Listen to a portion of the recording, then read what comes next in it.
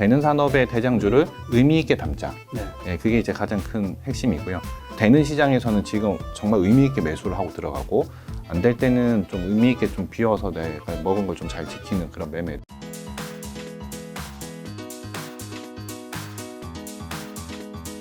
본부장님들은 이제 가벼운 소개만 드리면 DS 자산운용 말씀해 주신 곳에서 주식운용 본부장님으로 네. 지금 계시죠. 네. 그다음에 이제 증권업에 계신 지 17년 차. 네, 매니저한 지 17년 됐습니다. 네. 그리고 올해 펀드 매니저 3호 부분에서 2년 연속 수상. 2020년과 2021년. 네, 맞습니다. 그렇죠. 네. 이게 수익률을 여쭤볼 수는 없지만 네. 그 운영 자산은 여쭤볼 수 있죠.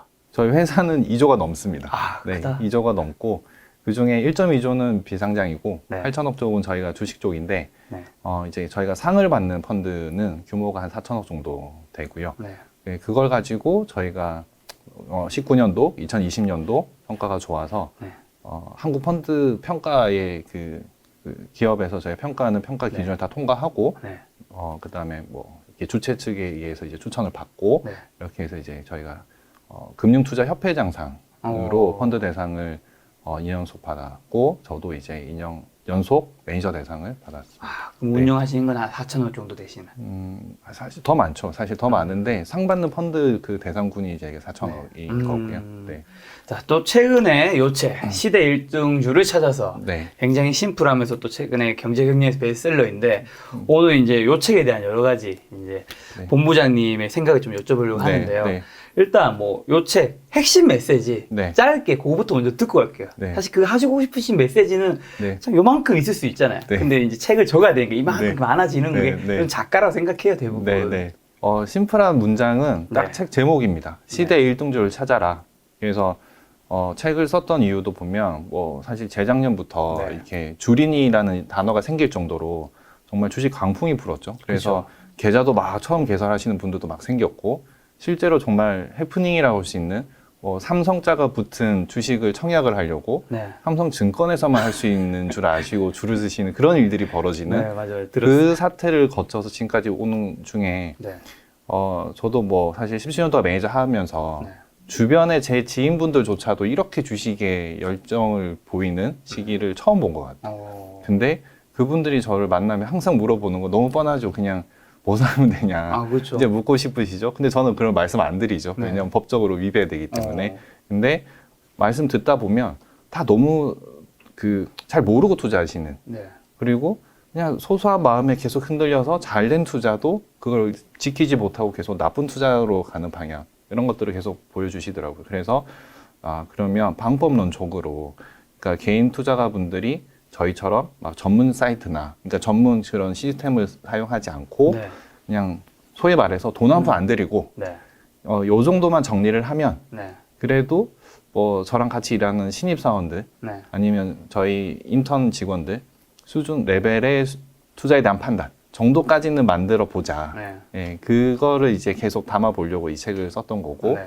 그거의 결론적으로는 그러한 과정을 거치면 결국은 시대 1등주 내 주식이 생긴다. 네. 예, 이거에 대해서 잘 네. 투자를 하자. 네. 예, 그런 메시지를 좀 담으려고 노력을 많이 했습니다. 알겠습니다. 그 시대 1등주에 대한 여러 가지 이야기를 할 텐데요. 어쨌든 2년 연속 펀드 대상 수상한 거는 제가 알기로는 업계에서도 좀 이례적이라고 알고 있는데 네.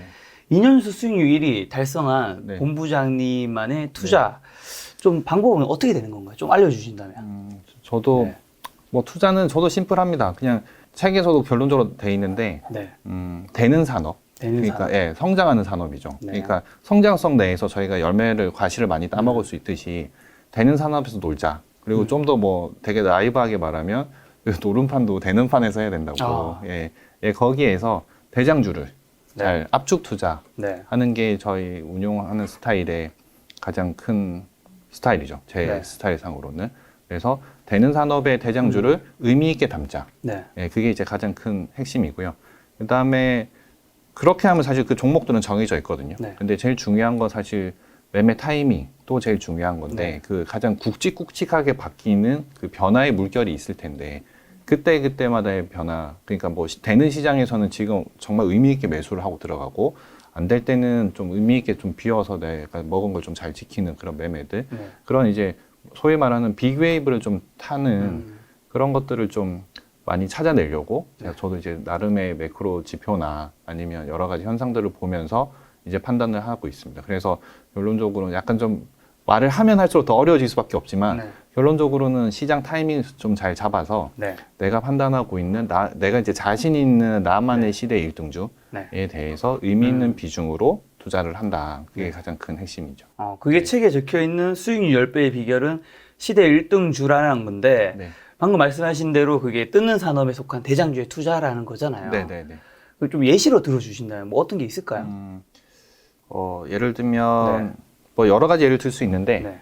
저희가 그런 게 있습니다. 일단 산업이 성장하는지를 한번 찾아보면 네. 그거는 과거의 긴 시계열 데이터를 좀 보시면 되고 제가 책에다가 보면 이제 표들을 막 붙여놨는데 네. 대부분 다 한 20년치의 데이터를 제가 이렇게 넣어놨습니다. 그리고 20년을 매일 다 같이 볼 필요도 없으세요. 그냥 네. 사실은 20년이 있으면 뭐 한 5년 단위로 끊어서 봐도 되고 네. 뭐 한 2, 3년 단위로 끊어서 보셔도 되는데 이러면 추세가 나오거든요. 네. 긴 시계열일수록. 그럼 추세를 보면 예를 들어 뭐 20년 전에 섹터 비중이 1%짜리 섹터가 있었다. 근데 지금 20년이 지나서 섹터 비중이 한 5%가 됐다. 네. 그러면 이 섹터는 5%가 커진, 5배가 커진 거죠. 섹터 자체가. 근데 이제 여기서 비교할 건 뭐냐면 또 총합도 한번 봐야 되는데 네. 시가총액이 그 당시보다 지금이 커져 있다면 네. 시가총액이 만약에 예를 들어 뭐 2배가 커졌다. 근데 이 섹터가 1%에서 5% 됐다. 그러면 이 섹터는 5배가 커진 게 아니라 시장 커진 것까지 있으니까 10배가 커진 거죠. 네. 그럼 10배가 되는 산업은 이런 시계열을 보다 보면 눈에 보이기 시작하는 거죠. 네. 예, 이거는 그냥 장기 시계열로 계속 중간중간 이제 끊어서 보시면 네. 선제적으로 이 숫자가 바뀌어 있는 걸 우리는 알 수 없으니까 최대한 부지런히 이 데이터들을 업데이트 하다 보면 이 섹터에서 변화가 발생하고 있네. 그리고 초기에는 0.1이 0.3이 돼도 네. 0.1이 0.3 된다고 호수점 바뀐다고 너무 무시할 게 아니라 네. 0.1이 0.3 돼도 3배가 커지는 거거든요. 예, 그런 섹터들을 계속 찾아내면 네. 긴 시계열로 되는 산업을 일단 발견해낼 수 있고 네. 그 산업이 있으면 네. 산업에 또 보면 밸류 체인이라고 있거든요. 네. 그러니까 산업도 저희가 뭐 원자재부터 시작해서 그런 것들이 조립된 중간재, 그다음 그걸 다 만든 이제 완성재까지 쫙 이런 밸류 체인이 있는데 네. 밸류 체인을 만드는 또 대표 기업들이 다 포진하고 있는 거고, 그러니까 이 기업들의 경쟁력을 하나씩 또 보는 건데 결국은 이건 또 개별 기업을 좀 공부를 하시는 건데 되는 산업이면 이 섹터들이 웬만하면 다 좋은 방향으로 가고 있을 겁니다. 그렇죠. 예, 그 중에서도 되는 산업이고 성장한다 그랬으니까 당연히 매출액은 커지고 있을 거고 매출액 커지고 있을 때 이익률이 같이 올라가는 기업들, 그러니까 영업이익률이 네. 그러면 이 기업은 잘 팔려서 파는 거 플러스 다른 기업들이 이익률 못 오를 때 이 기업이 올린다라고 하면 이 기업은 그 시장의 점유율을 계속 높여가고 있을 가능성이 크고 네. 점유율이 높다 보니까 가격을 전가하면서 본인만의 이런 다른 데서 없는 경쟁력을 계속 갖다 붙일 수 있으니까 네. 실적은 당연히 커질 수밖에 없죠. 그러면 주가는 실적이 함수니까 네. 당연히 실적 좋아지면 주가는 네. 오르는 건데 경쟁력을 계속 강화해서 가는 기업은 밸류에이션이 같이 더 높아지거든요. 그러면 그거 이상의 퍼포먼스로 주가가 수익률이 좋아집니다. 그래서 이런 과정을 거쳐서 시대 1등주를 찾는 거를 탑다운과 바텀업으로 같이 조화를 좀 해보시면 그런 기업들이 많이 나올 거고 그 시대 1등주를 네. 뭐 한 10개, 20개씩 마구 많이 찾으실 필요도 사실 없어요. 네. 저희가 매니저들은 뭐 펀드 큰 금액을 운용을 하니까 네. 종목 개수가 좀 많아질 수밖에 없지만 개인 투자가분들은 뭐 한 3, 4 종목 정도에 대해서 의미 있게 투자를 좀 하시면 그러면 이제 사실 큰 성과로 이어질 수 있거든요. 그래서 뭐 한 10개 종목을 내가 뭐 좀 긴 시간을 거쳐서 계속 골라내면서 실제 투자는 뭐 한 3, 4개 정도로 계속 이렇게 돌리면서 하시면 뭐 시대 1등주를 정말 투자해서 그걸 향유할 수 있는 그런 성과로 같이 이어질 수 있을 것 같습니다. 근데 어쨌든 그 되는 산업이란 네. 측면에서 책에 보니까 이제 사람들이 그래서 뭐 사요 해요라는 질문에만 네. 관심을 가지고 네. 그렇기 때문에 이제 내 계좌 잔고가 그대로라는 건데 네. 그래서 가장 먼저 파악해야 할 것은 돈이 어디로 향해 네. 있고 네. 있는지 네. 봐야 한다는 네. 거잖아요. 네. 그거 좀 한 번 더 설명해 주신다면. 그런 게 있습니다. 그러니까 네. 가장 큰 예로 돈의 흐름을 파악하는 것도 여러 가지가 있는데 가장 큰 거 일단 생각해 보시면 우리는 아시아에 있고 네. 특히 이제 신흥국이라고 우리는 표현이 되죠. 그쵸. 그다음에 우리는 뭐 사실 뭐 신용 등급이나 뭐 FTSE 지수나 뭐 다 선진국인데 가장 큰 영향을 주는 MSCI에서는 우리가 신흥국으로 분류가 돼 있습니다. 그러면 자연스럽게 외국인 자금 흐름이 어디로 갈 건가? 그다음에 글로벌리 자금의 흐름이 선진국으로 향할 거냐, 신흥국으로 향할 거냐, 뭐 이런 것부터 이제 생각해 볼 시발점인 거죠. 그래서 제가 이건 단적 예로 이제 한번 네. 말씀을 드리는 거면 네. 그래서 이제 자연스럽게 주식 관련된 걸 보시다 보면 막 달러 얘기를 하고 달러가 강세면 외국인이 뭐 우리한테 오겠냐 뭐 안 오겠냐 뭐 이런 얘기를 막 하거든요. 그래서 그런 흐름을 한번 파악을 해보면 제가 책에도 있는데 이제 2000년부터 네. 지금 2022년이니까 건 한 20년 동안 그러면 달러가 강세였던 시점들, 네. 그다음에 약세였던 시점들을 보면 2000년은 이제 IT 버블이 끝나고 이제 터져서 이제 위기 국면이었고 그다음에 또 다음번 위기를 생각해 보시면 2008년도에 그때는 또 리만 사태가 벌어졌고 그쵸. 2011년도는 유럽 재정 위기가 왔고 2015년도는 달러 강세였는데 이때는 위기가 없었어요. 없었는데 뭐였냐면 2015년 6월에 처음으로 금리 인상을 했었어요. 그러니까 달러 강세 정책이 벌어지니까 달러도 강세였고 나머지 것들은 다 달러가 강세일 때는 딱 두 가지거든요. 미국만의 정책을 쓸 때거나 네. 아니면 글로벌리 위기가 와가지고 왔을 때. 달러가 안전자산 역할을 할 거나 근데 네. 이제 앞에 말씀드렸던 것들은 안전자산 역할을 했을 때고 15년도는 금리 인상 정책을 썼기 때문에 달러 강세 역할을 했던 거고요. 그리고 또 그 제일 최근으로 보시면 2018년, 19년 이때는 특히나 저거 무역 분쟁 네. 벌어졌을 때 이때는 두 가지 다거든요. 뭐냐면 무역 분쟁으로 인해서 경제 위기가 올 수 있다. 볼 수 있다. 근데 모든 정책이 트럼프가 미국 중심의 정책이요. 미국이다. 이게 다 결합돼서 이렇게 왔던 네. 그런 이슈들이었습니다. 근데 그때마다 다 그 국면이 지나면 그때는 달러 강세였는데 네. 그 위기가 극복되고 나면 또 달러가 약세로 바뀌어버려요. 그렇죠. 그럴 때는 돈이 또 퍼져서 신흥으로 쑥 나와버리는 그런 상황들이 벌어졌는데 그걸 우리가 소위 말하는 머니 무브라고 표현을 할 수 있고 그런 흐름을 다른 데이터를 봤어도 네. 우리가 흐름을 파악할 수 있는데 일단 일례로 2020년 우리가 넘어올 때 네. 코로나가 없다는 버전으로 생각해 보면 무역 분쟁 끝났고 전 세계적으로 경기 데이터 살아나니까 네. 그러면 미국만으로 쏠렸던 그 자산들이 달러 강세가 이제 더 이상은 좀 안 가고 달러 강세도 완화되겠네. 그리고 신흥국의 경제 데이터도 성장률이 나와버리겠네라고 하니까 이제 퍼져서 쑥 나와버리기 시작하는 거죠. 그때 발생했던 현상이 2020년 초반에 생각해 보시면 중국 증시가 갑자기 강세를 보이고 네. 한국 증시도 강세를 보였었어요. 그러니까 그런 현상들이 자금이 싹 바뀌는 그럼 그때 우리가 변곡점이 발생하는 거거든요. 그때 이제 우리가 투자를 해줘야 되는 네. 게 첫 번째 예고. 두 번째가 뭐냐면 제가 계속 우리나라 GDP의 비중상 순위가 2020년에 처음으로 한국이 10등에 진입한다. 맞아요. 예, 라는 걸 계속 강조를 드렸었는데 그것도 사실 책에 있죠. 그것도 네. 이제 20년치 데이터로 맞아요, 말씀드렸는데 근데 그 표는 정말 여러 가지를 많이 설명할 수 있긴 하지만 네.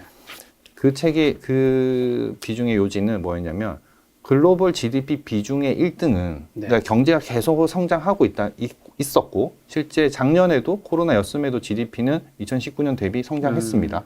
아마 그 숫자는 그 표의 제일 밑에 있을 텐데 네. 경제가 성장하는 과정에 비중이 증가한다는 건 성장률이 더 세다는 걸 증명하고 있는 거고 당연히 비중의 1등은 미국일 건데 미국이죠. 미국의 비중은 그냥 2000년 초반에는 20% 중후반대였다가 28.7%네. 네, 근데 이게 시간이 갈수록 계속 20% 초중반을 향해 내려가고 있는 네. 과정이었고 그 과정에서 드라마틱하게 비중이 증가한 건 당연히 중국이었죠. 2020년에 뭐 한 5%대였던 중국의 네. GDP 비중이 무역 분쟁 끝나고 나서 코로나 이후로 오히려 더 튀어버려서 한 18%까지 튀어버리거든요. 네. 그러니까 미국은 당연히 중국을 견제할 수밖에 없었고 그렇죠. 무역 분쟁을 견제를 했으나 예상치 못했던 코로나로 중국이 오히려 더 대응을 더 빨리 잘해버리는 바람에 경제 성장률을 확 튀어버렸죠. 네. 근데 그 과정에서 우리나라는 중국의 경제 성장률이 오를 때 네. 물론 우리는 중간재 수출 국가 역할을 하면서 이렇게 왔었는데 그 표에서도 중간중간 보시면 네. 산업재 시대 때 보면 원자재 강세 국가들도 같이 올라오고 네. 서비스업이 좋을 때는 또 서비스 국가들이 같이 올라오는데 2020년에 한국이 처음으로 갑자기 탁 진입을 합니다. 그러면 이거 뭐지라는 생각을 한번 해봐야 되는 거죠. 근데 요런 표는 제가 책에 붙여놓은 거는 제일 최종치를 붙여놨는데 네. 이거는 사실 경제 지표니까 예상치가 항상 나오거든요. 그래서 제가 2020년 초반만 해도 이 예상치, 그러니까 1을 붙여서 네, 맞아요. 1을 붙여가지고 계속 어쩌면 올해 들 수 있을 것 같은데 라고 했는데 실제 종가 기준으로 들어버렸어요. 그래서 그런 게 하나 나오면 네. 이거 진짜 바뀌는 거 아닌가? 의미 있는 수치다. 네. 그러니까 이렇게 처음 진입하면 네. 사실 경제 규모가 바뀌어서 진입하는 거니까 네. 이게 사실 뭐 우리가 작은 돈이 움직이는 게 아니잖아요. 정말 국지가 큰 나라의 경제 규모가 바뀌어서 GDP가 10등 안에 든다는 건데 그건 뭔가 변화가 있겠다. 그럼 그 변화의 물결이 뭐지? 그러면 아까 초반에 말씀드렸던 무역 분쟁 이후로 돈이 이제 그 미국에서 나와서 비달러 자산으로 퍼질 수 있는 국면에 더하기 코로나 이후로 한국의 경제 성장률이 10등으로 찍을 것 같은데 이거 왜일까?를 또 생각해 보면 네. 그럼 우리가 GDP를 이끌고 나가는 여러 산업이 나올 거고 네. 그 산업들이 지금 사실 시가총액으로 표현되는 네. 기존의 전통 제조업이 아닌 네. BBIG, 네. 미국으로 치면 팡 이런 새로운 성장 산업들이 발굴이 되는 거고 그 산업들이 결국은 지금 여기서 1, 2년 좋다가 끝날 거냐 아니면 봤을 때 한 10년 더 갈 수 있을까 네. 생각해 보면 당연히 한 10년 더 가겠다. 왜냐하면 산업도 성장의 사이클이 있고 계약이 성숙기, 성장기, 성숙기, 그다음 쇠퇴기 이렇게 거치는데 요 국면이라 생각하면 네. 주식이라는 건 그로스를 먹는 게임이기 때문에 기울기가 가팔라지는 요 국면에 우리가 빨리 의미 있게 변곡점에서 진입을 해줘야 되는 이 메커니즘이 제가 좀 길고 좀 크게 설명드렸지만 땅땅땅 서로가 확인하면서 같이 결합이 되는 거거든요. 네. 그래서 그런 식으로 이제 흐름을 찾아내시면 네. 소위 말하는 큰 물결을 타는 데 있어서 아. 사실 요 고민은 자료를 좀 많이 이게 막 찾아보시고 네. 사실 부지런히 한 며칠이면 사실 하거든요. 근데 그 며칠 동안에 나온 이 결과물이 네. 우리는 합리적 추정이지만 네. 데이터로 이게 지원이 된다면 향후 한 10년 동안 우리가 투자하는 데 있어서 가장 큰 힘이 될 수 있는 거죠. 네. 어떻게 보면 우리는 이제 결국 이 영상 보시면서도 많은 네. 분들이 마음속으로 그래서 뭐 사야 되냐고 이걸 찾고 있겠지만 네, 네, 네.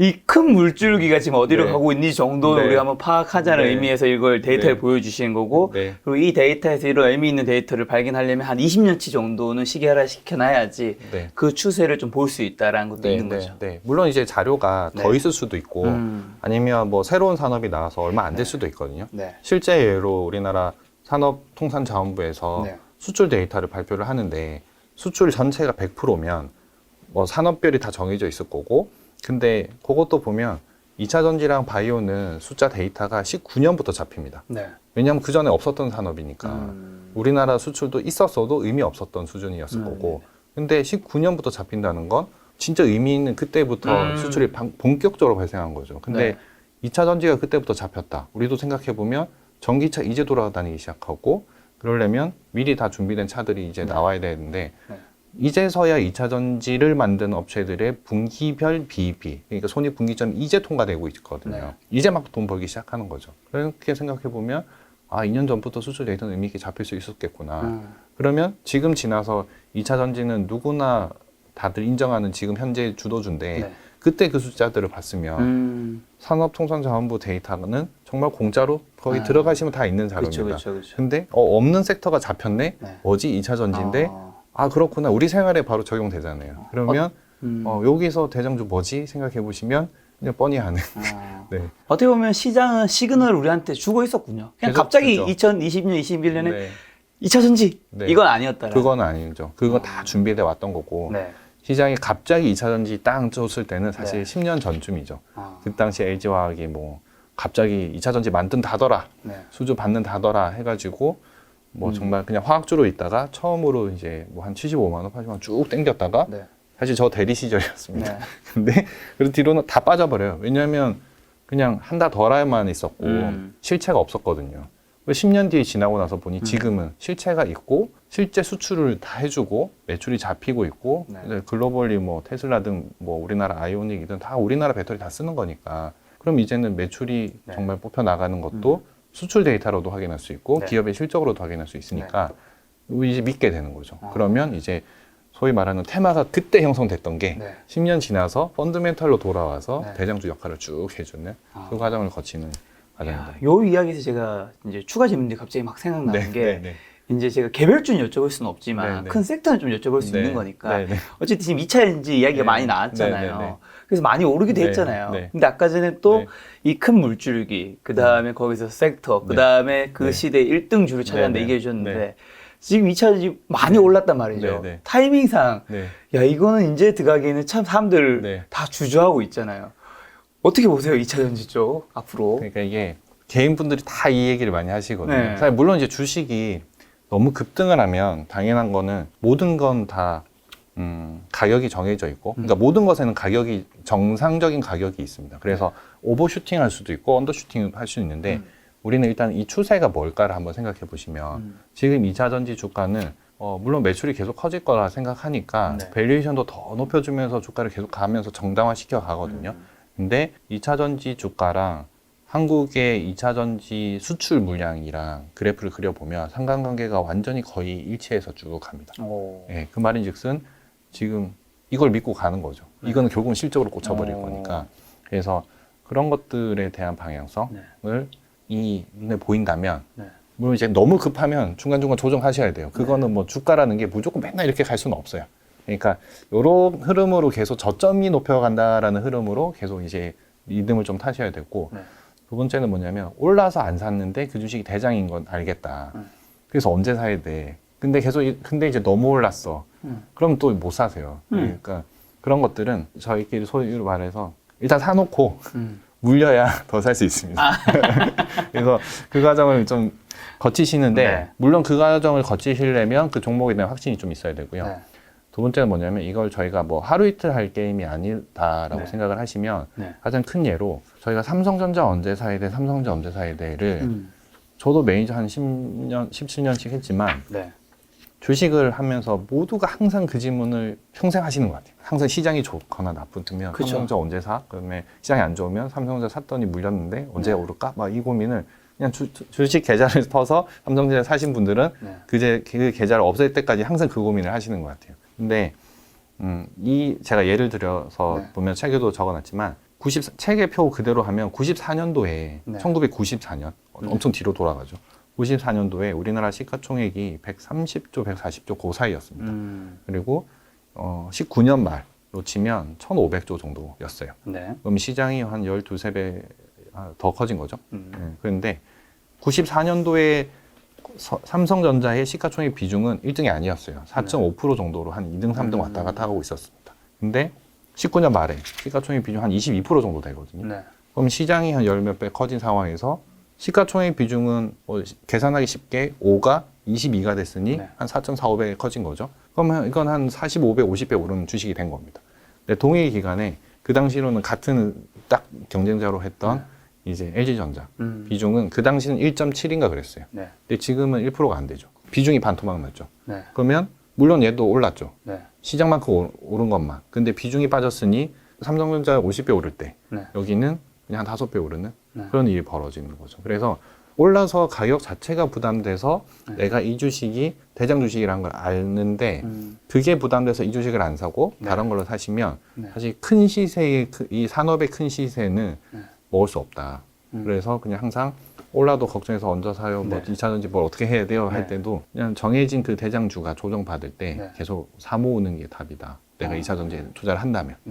그렇게 저는 답을 드리죠. 대장주 얘기해서 그런데 그 많은 투자자분들이 대장주의 상승률과 사실 말씀하신 대로 주당 가격에 부담을 느껴서 2등 주식이라든가 동일 산업 내에서 주당 가격이 싼 주식을 사는 편인데 그럼 이게 좀 잘못된 걸까요?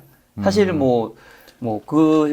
그 섹터에서 대장주들은 1등 주들은 사실은 좀 무겁기도 하잖아요. 그 외의 종목들 어떤 것들은 뭐 위험한 것도 있지만 어떤 것들은 뭐 이게 대장이 100% 가면 이거는 300%, 400% 가기도 있잖아요. 그러니까 이게 어떻게 보면 개인 투자가분들께서 그러니까 언어가 저희랑 좀 다른 거죠. 펀드 매니저들이 보통 이제 시가총액으로 얘기하고 퍼 몇 배 이렇게 밸류에이션으로 얘기하거든요. 뭐 예를 들어 저희가 뭐 A라는 주식이 퍼 한 7배인데 너무 싼데 근데 이제 그 A라는 주식의 그 지금 현재의 주당 가격을 보면 만약에 50만 원이다. 그럼 저희한테는 싼 주식인데 개인분들을 볼 땐 한 주에 50만 원씩 하니까 너무 비싼 거 아니에요. 근데 저희는 한 7배면 너무 싼데 이렇게 얘기를 하거든요. 개인 투자자분들께서 이제 그래서 제가 언어도 좀 다르게 소통을 하자라고 책에 써놓은 건 이유는 그런 의미죠. 이제 주식의 언어가 저희가 밸류에이션과 시총의 절대 규모를 얘기를 해줘야 되고 예를 들어 뭐 시가총액이 1조다. 근데 그 회사가 순이익이 한 2천억 난다. 그러면 단순 계산으로 PER, per valuation은 5배. 한국 시장 밸류에이션이 10배 초반인데 그럼 싸다. 시장 밸류에이션보다 반도 안 되는데 매출의 그로스는 계속 한 20%씩 나와요. 그럼 너무 싼 주식이죠. 근데 액면가가 그러니까 주가가 한 주당 50만 원이면 개인분들은 비싸. 그러니까 그 섹터 내에서 이등주라고 취급받아서 시세는 사실 지금까지는 덜 났으나 근데 뭐 한 주당 5,000원 하는. 근데 1등주가 갈 때 갑자기 뭐 A라는 주식이 뭐 하루에 한 5%, 6% 오를 때 네. 덩달아서 한 10%씩 튀는 이 이등주를 그냥 이거를 선택하시는 네. 그런 선택은 사실 좀 지나고 나서 보면 수익률에 별 도움이 안 되는. 네. 사실 개인 투자자들이 그런 심리 때문에 네. 그 큰 가격을 가진 주식들이 액면 분할하는 거 아닌가요? 유동성을 좀 유입시키려고 네. 네, 그런 것도 있죠. 왜냐하면 시장이 좋을 때 네. 사실 무상증자나 액면 분할이나 결국은 그거는 회사의 주가의 펀더멘탈에 변화를 주진 않거든요. 그렇죠. 근데 이건 사실 미인대의 역할을 해주는 거죠. 그래서 사실 무상증자를 해도 그냥 주식 수만 늘려주는 건데 네. 대신 유동성이 풍부하니까 네. 그러니까 나 좋은 기업이야. 그러면 내가 들어오기 좋게 풀어줄게. 그럼 어떻게 하실래요? 라고 하면 확 들어올 수 있죠, 돈들이. 그러니까 그거를 노리고 이제 당근을 던져주는 역할을 하는 건데 그게 사실 정상적인 금융기법이죠. 네. 그러니까 기업들이 할 수 있는 재무 활동인 거고. 예. 그래서 대기업들은 뭐 좀 어떻게 보면 그런 그 선택을 하고 실제 삼성전자의 액면 분할이 저는 엄청난 나비 효과를 불러일으켜서 그쵸. 지금의 이 고객 예탁금이 70조 시대령 그런 계기가 아니었나. 네. 예, 그렇게 생각하고 있습니다.